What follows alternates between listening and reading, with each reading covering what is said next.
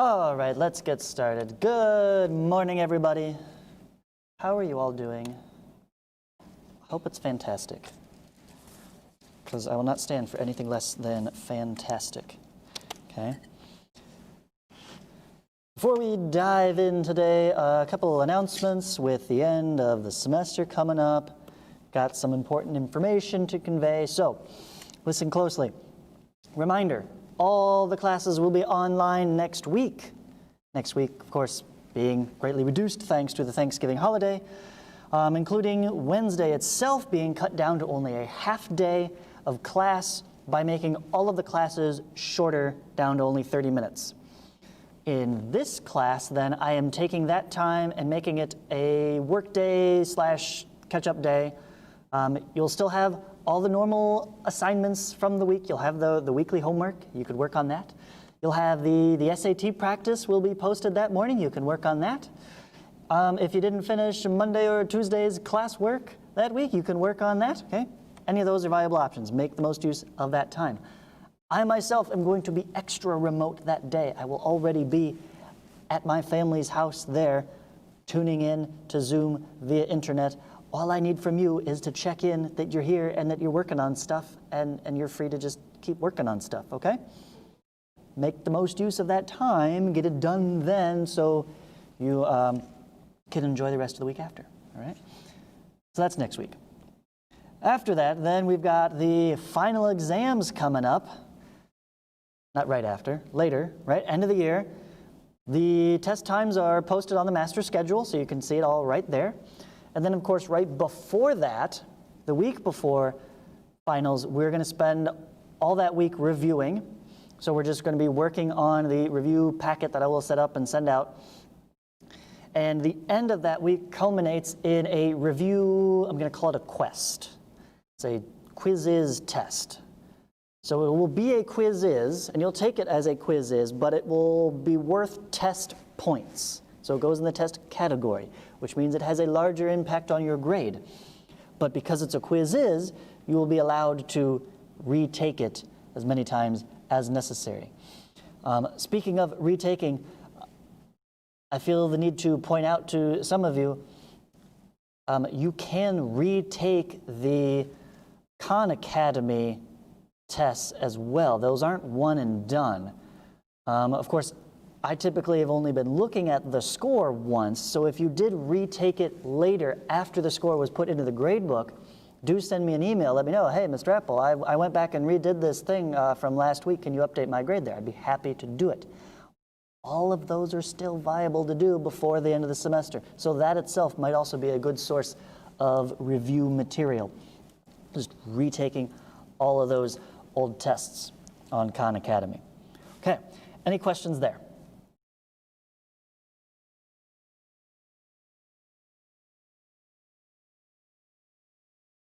New. All right, then let's get into today's mathematical material. And what we have for you today is some more notes. So please have your notebook out. Get ready to write stuff down, because I have condensed for you all of the need-to-know information on polynomials. It's all right here in one spot. And the emphasis today will be on the graphing tips and tricks, the graphing shortcuts to create for yourself a quick sketch. So maybe it's more sketching tips and tricks relating to end behavior and known zeros. Okay, so real quick overview here. What's a monomial? Right, we're talking about polynomials. Polynomials are many nomials, so we need to know what's a monomial. So just to clarify, okay, it is a coefficient times a variable to some power. That makes a monomial. So you have number, variable, exponent. Put those three things together, that creates a monomial. And then, of course, a polynomial is the addition or subtraction of two or more monomials. Although more technically, we could say it's all addition, just some of the monomials are negative, right? So ax squared, a over b. You could have a fraction here to an exponent. You could have any number. Your exponent can be whatever integer value, but fractional exponents are not polynomials. Okay? Negative exponents are not polynomials, so perhaps we should specify to some positive integer power. Okay. Now, the reason they're so great, and I included this, this snippet from the Wikipedia article about them, is they're very awesome, used in calculus and numerical analysis to approximate other functions. You can make just about any shape out of a polynomial. So they're a great starting point for data analysis. Any scattering of data. Pick a scatter plot. Okay, the most random scattered out there, like, there's no trend here. We've got chicken pox all over the place. You could create a polynomial that zigs and zags up and down, back and forth to match all of those points. If you really wanted to, it would be, x to the 34th power, sure, but it could be done. And you'd always get a smooth, continuous curve. So that's why we love them so much. Okay, I believe you should already be familiar with the degrees and the names of all the degrees. If the degree itself is 0, that variable disappears. All you're left with is the coefficient, and that's a constant. It still technically could be considered a polynomial. Okay? And then, of course, you have linear, quadratic. We spent plenty of time with those. Cubic, quartic, quintic. After that, we stopped coming up with special names. We could just call them nth degree, the 7th degree polynomial. Okay, any questions there on section 1? I have a question about the notes. Oh, speak up. I have a question about the notes. Will they be on Google Classroom? Will these be on Classroom? Yeah, the notes.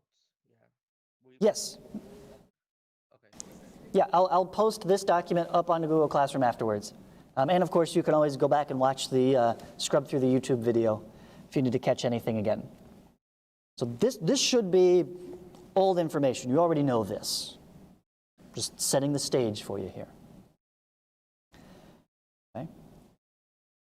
The new to this, well, last week and this week, right, is the graphing of these. In particular, the sketches. What is the general shape of each of those? So this I will slow down and leave for you on screen so you can copy down. A quick idea of what all of these look like. And don't feel like you need to get 6th and 7th degree. You know what, just kind of don't trouble yourself with those ones as well. I think you get the pattern here, right? We start out perfectly flat line, and then we slope our line, and then we start bending our line, and then bend it again. And with each rising power, you get an additional bend. You go from 2 bends, or 3 components, if you will, right? Up, down, up. Cubic, if you want to count something that matches cubic power of 3, what can I count there that's 3? 1, 2, 3, up, down, up. Okay? Quartic, power of 4, has 1, 2, 3, 4 sections, which means it has 1, 2, 3 turns in it, right?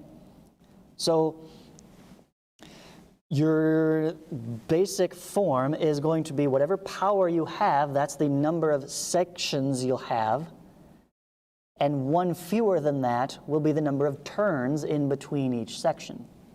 Okay? And that pattern continues. This isn't always guaranteed, of course, because you could have a quartic. Let me whip up a quick alternate here.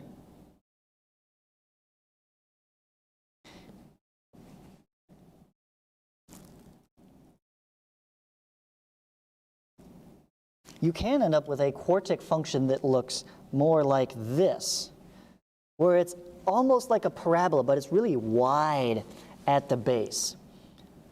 Okay?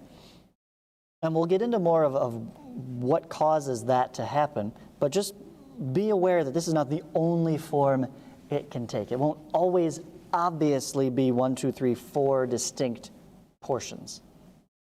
But that is the general sense. And what would be obviously recognizable as, if you did see this, be like, oh, that clearly has to be at least a quartic, okay? That's perhaps the better way to look at it. This is a picture of something that has to have at least power 4. It could be higher, because this could represent a double root or even a quartic root itself. Could be higher than. We'll get more into that later.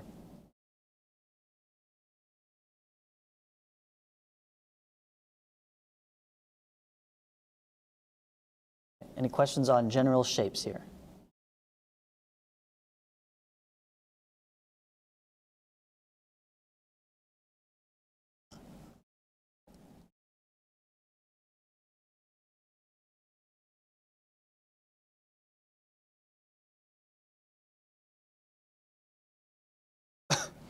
All right, type done in the chat when you are finished sketching these guys.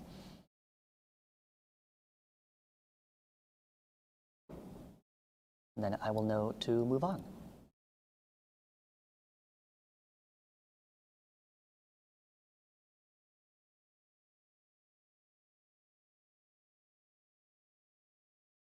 Okay, that's one done.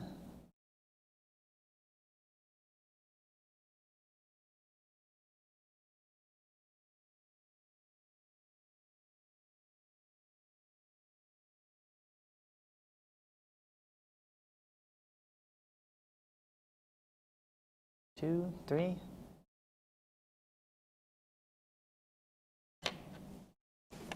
All right. Again, this will be online if you need to finish it up. Let's go ahead and scroll to the next bit. This is the new most powerful bit, end behavior. And I'm going to try to get this whole chunk on screen. I'll be zooming in and out of this a little bit as we go. Okay, but set yourself up nice, big 2x2 grid here. Big boxes, you want to fit lots of stuff inside. If you can understand this, the end behavior, okay, this is probably the most important aspect of sketching your polynomials, because this is a guaranteed result. Okay, whereas I was kind of hinting at before, like, well, it doesn't always look exactly like this. The end behavior is always set. And it depends, excuse me, on the leading coefficient, which is always the coefficient on the greatest power. Okay, if it's not written in standard form, rewrite it in standard form so the greatest power is first. And that leading coefficient will be either positive or negative, and it will tell you one thing. And then the degree on that highest power, okay, is either odd or even, and that tells you another thing about the end behavior. So let's take a look at the positive lead coefficient, okay, starting in the first column.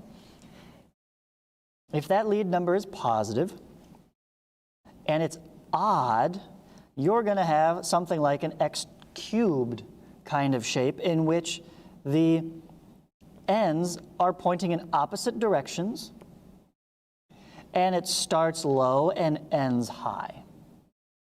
Okay?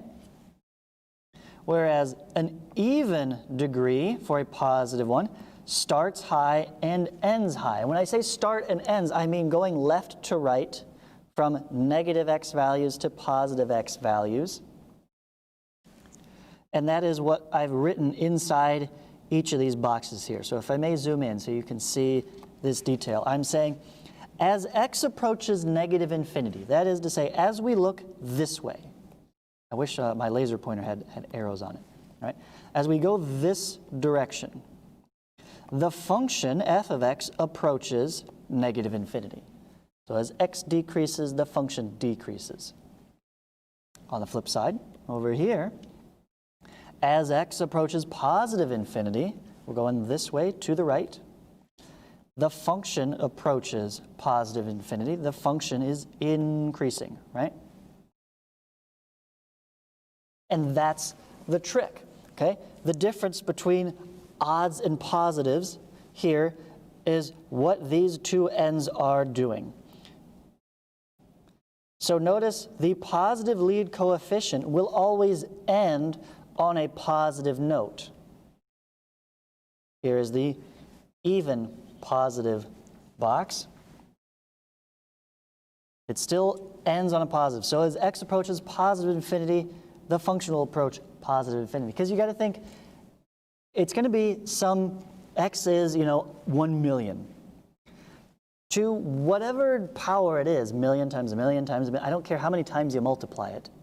The fact is, in the front, you either multiplied it by a positive 5, 2, 17, or a negative, right? If you multiplied it by a positive number, it stays positive.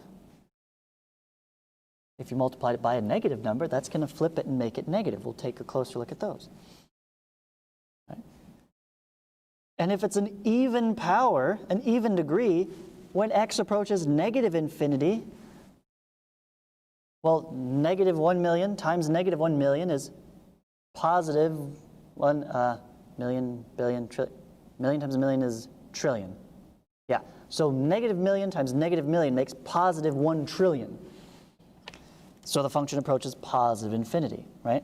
Even power, all of those negatives pair up, and I get a positive result in the end. Whereas if my lead coefficient is negative, look what happens. They all end on a negative note. As x approaches positive infinity, the function approaches negative infinity. They go down, down. So the difference between positive coefficient and negative coefficient is best exemplified on what happens when x is very positive. Do you end on a happy note, or do you end on a downer, negative Nelly there? And the difference between an odd degree and an even degree, as I have noted here in green, you have opposite arrows, or you have the same direction arrows. Sorry, my face is in the way. Right? An odd degree, you go from down to up or from up to down. Either way, they crisscross and they're pointing in opposite directions. Whereas an even degree, they're always pointing in the same direction, either both positive or both negative. I'll zoom in on this box, right? As x approaches negative infinity for a negative odd power, the function will approach positive infinity. As x approaches positive infinity, function approaches negative infinity. And for a negative coefficient, but an even power now, they both approach negative infinity. X approaches negative or positive. They both go down towards negative infinity.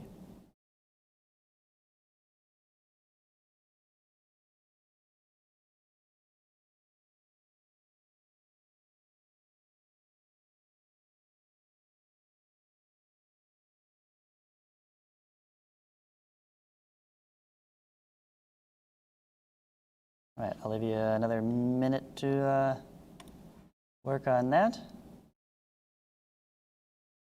Again, send me a note in chat when you're done.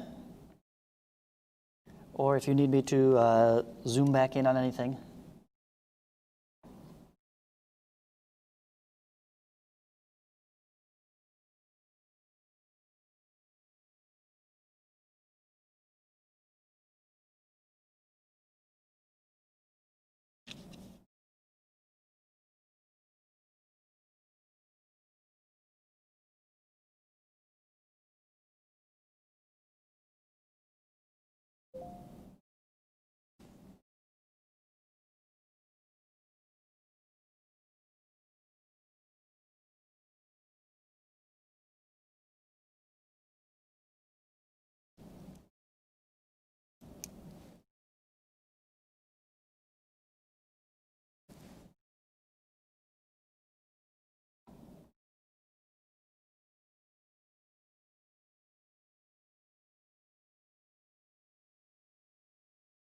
We've got one done.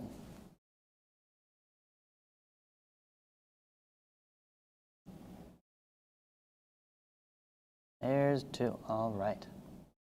Well, let's go ahead and move on. Again, I'll put this up on Classroom so you can fill in any holes. All right, one other thing to note here, since so many questions always seem to be obsessed with what is the domain and the range? Well, the domain is pretty easy. All polynomials have a domain from negative infinity to positive infinity. Right? Literally every real number is allowed. You can plug in any number you like, it'll spit out you an answer. The range is going to be a little bit different here. Because for an odd power, it's going to range from negative infinity to positive infinity, right? Because they're going in opposite directions. You've got an arrow pointing in both directions. But an even exponent does not reach all the way to positive and negative infinity. It's going to be in one direction or the other, right? If it's positive, it reaches positive infinity, but it's got some minimum somewhere, right? Just to check here. These might not be the same number. Maybe this one loops down a little bit lower than this one, right? But there's some minimum value here that the function never goes below. So there is a hard minimum or a hard maximum on an even polynomial.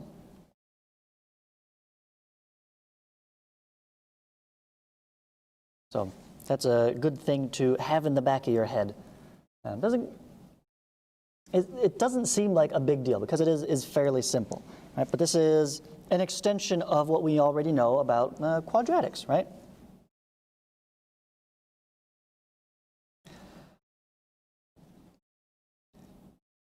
All right, so once you've got the end behavior down, the last thing you need to know is about the solutions. From that, you can whip up a quick graph super easy. So, first of all, how many solutions will there be? Depends on the degree, as we found with finding these solutions in the past few weeks, right? You have a maximum number of real zeros equal to the degree of the polynomial. Doesn't mean you'll hit that maximum number.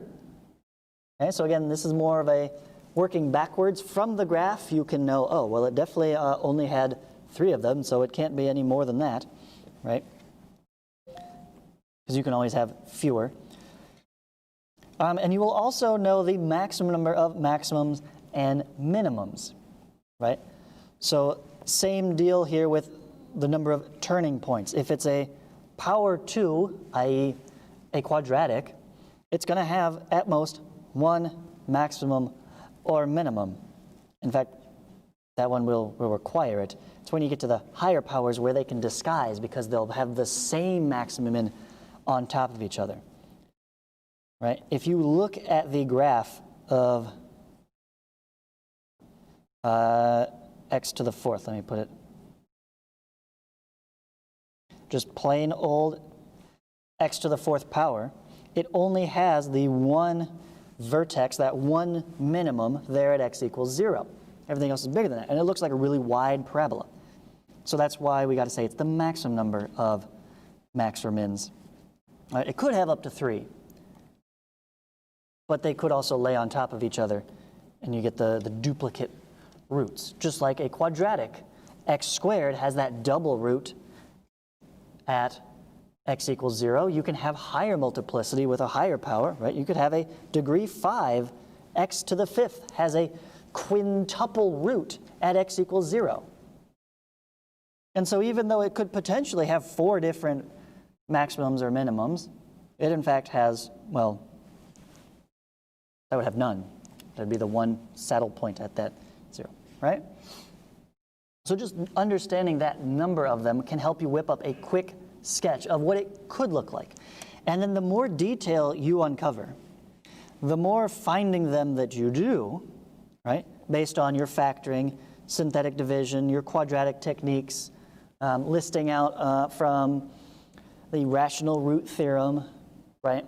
The more that you actually find, the more detailed you can make your graph. Okay? But we're just looking for a quick sketch. So with that in mind, I want you to try a couple of them here. More than a couple. I want you to sketch a quick graph for each of the following functions. What does a negative x cubed look like? And use those end behavior rules And we know that this one, since it has no additional stuff, it's not going to have any additional roots. That's another little trick there.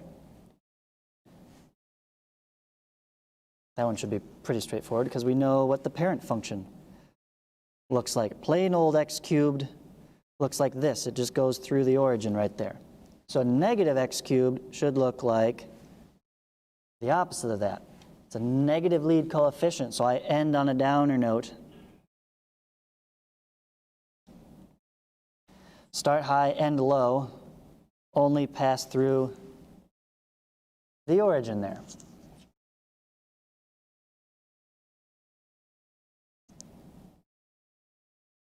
Right? Whereas this guy, look at B, positive coefficient, okay. Power of 3, good. So I'm still looking for either this shape or more extreme that shape, or right? Like you can get more and more extreme the farther apart those kind of lobes get. But the fact that I have some additional stuff here, and it's not just the cube by itself, tells me I'm probably going to end up with those alternate zeros. So until I know what and where those are, I'm just going to draw something that looks either like this and has all three, or like that. And the question is, what is the coefficient here? Positive, end on a positive. We're going to start negative, up, down, up, end positive. Something like this. Right? That's all I'm looking for. A quick sketch for each of these. And let me get rid of this guy, because he's not the correct answer. So that you can tell, obviously, this is a cube. It's got 1, 2, 3 zeros, potentially. All right? Assume all possible zeros here are real, unless you notice, oh, the only ones are all going to be 0 itself. All right? Until you have other information. Assume in your graph, all its roots will be real roots. Okay? So do that. For the rest of these guys, let me see if I can get all of them on screen without my face blocking the view. A little bit smaller. All right, I forgot about that little corner there that gets in the way. Need to like slice this screen a little bit shorter maybe. Anyways. All right, so practice, whip up a quick sketch of those. Go ahead and upload that to Google Classroom as your classwork for the day. And that'll be it for today. Right? Unless you want to move on to work on the weekly homework.